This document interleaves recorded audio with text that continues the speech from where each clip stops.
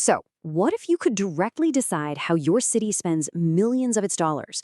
I don't mean through politicians or representatives. I mean you, with your own vote on projects you and your neighbors came up with. Well, in Paris, this isn't some fantasy. It's really happening. Let's dive into this huge experiment and see how Paris is putting power and a pretty big chunk of its budget right into the hands of its people. To really get how this works, let's start with a small story. Picture this, the Cherry Center Cafe. It's this beloved little spot, a hub for the whole community, right off a busy Parisian street. You know the kind of place. It was a second home for a lot of people. But honestly, it was in rough shape. The walls were faded, the lights were flickering, it was just kind of falling apart. So how did they save it? Well, it wasn't some official in City Hall who wrote a check. Nope. It was saved by the people themselves. Regular Parisians voted to fund new benches for the street outside, creating this free space for everyone to just hang out. They voted to get a shared cargo bike for all the local businesses to use. And, the big one, they voted for a complete top-to-bottom renovation of the cafe. That's participatory budgeting in a nutshell. Now, saving the Cherry Center Cafe wasn't just some one-off lucky break. It was the result of a massive citywide system. So let's zoom out from that one cafe and take a look at how this huge experiment in democracy actually works. The scale of this whole thing is what's really mind-blowing. We're not talking about a little bit of pocket change for planting some flowers. Paris sets aside a full 5% of its annual capital budget. That adds up to hundreds of millions of euros that citizens, not politicians, get to decide how to spend. And who gets to play? Well, this is where it gets even crazier. Any resident of Paris who is over the age of 7 can propose a project. Yeah, you heard that right, 7. You don't have to be a French citizen. You don't even have to be old enough to vote in a normal election. You just have to live there and have an idea. It's one of the most open and inclusive democratic things happening anywhere on the planet. And the process itself is actually pretty simple. First, you submit your idea. And they've submitted over 21,000 ideas since 2014. Second, experts at City Hall take a look and check if the project is actually doable. Can we build it? Is the cost about right? And third, everyone votes for their favorites, either online or at one of the hundreds of ballot boxes they set up around the city. And the results? They're amazing. When you let people decide, you get this incredible variety of projects. We're seeing everything from green ideas like rooftop farms to stuff that builds community like art murals and new playgrounds. And then you get these really thoughtful, humane projects like creating baggage storage for the city's homeless population. It's just really cool. Now, Paris might have the biggest program going right now, but they didn't actually invent the idea. This whole revolutionary concept got its start way over in Brazil.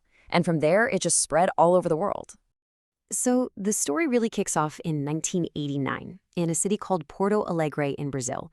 A new government there decided to set aside part of the budget for citizens to control. Their goal was to fight corruption and get more money to the poor neighborhoods. And guess what? It worked. Big time. By 1997, things like water and sewer connections just skyrocketed. So then, you fast forward to 2014, Paris goes all in. And today, you can find over 11,000 versions of this model everywhere, from New York City to West Africa. And it's not just talk. According to Arkin Fung, a professor at Harvard, that original model was a massive success. He said it put, and I'm quoting here, a big thumb on the scale to make the city more equal. It basically proved that when you give people direct control over the money, they tend to make choices that are fairer and fix real-world problems. Okay, so the idea works. It sounds great, right? But actually doing it, especially online with thousands of people and projects, creates a huge challenge. See, it's not just about letting people vote. It's about how you count those votes to get the fairest result. And that, my friends, gets surprisingly tricky. This brings us to the million-dollar question. What does fair even mean here? Does it mean the projects with the most votes win, period? Or does it mean we should try to make sure as many people as possible get at least one of the projects they voted for? Those are two totally different ways of looking at it. So researchers have dug into this, and basically cities use one of two main approaches. The first one is a simple winner-takes-all method. You just line up the projects by popularity and fund them one by one until the money runs out.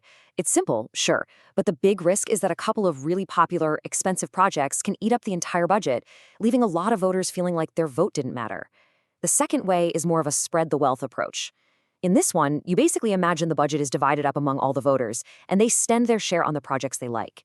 It's way more complicated, but it's designed to make sure more people get something they voted for.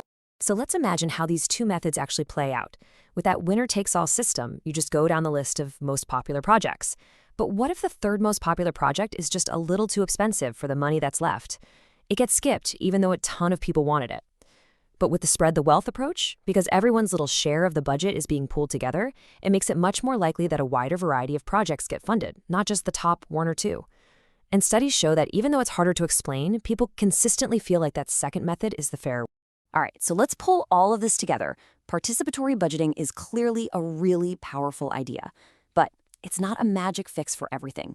Let's lay out the pros and cons, the good and the bad, of bringing this kind of direct democracy to more cities. On the plus side, the evidence is pretty clear. It seriously boosts public trust in government, which, let's be honest, is at an all-time low. It funnels money to things that communities actually need, and it gets way more people involved in how their city works. But there are real downsides. It can create a digital divide, leaving out people who don't have good internet access. As we just talked about, figuring out a truly fair voting system is really, really hard. And finally, it's great for local, tangible stuff, not so much for huge, complex problems like climate change. So we're left with this question. We've seen how Paris took an idea from Brazil and made it massive, giving everyone from a 7-year-old to a senior citizen a real say in their city. We've seen the incredible projects it can create, but also the deep, tricky challenge of making sure the vote is truly fair. Looking at everything, the potential to rebuild trust versus all the technical hurdles, do you think this could work where you live?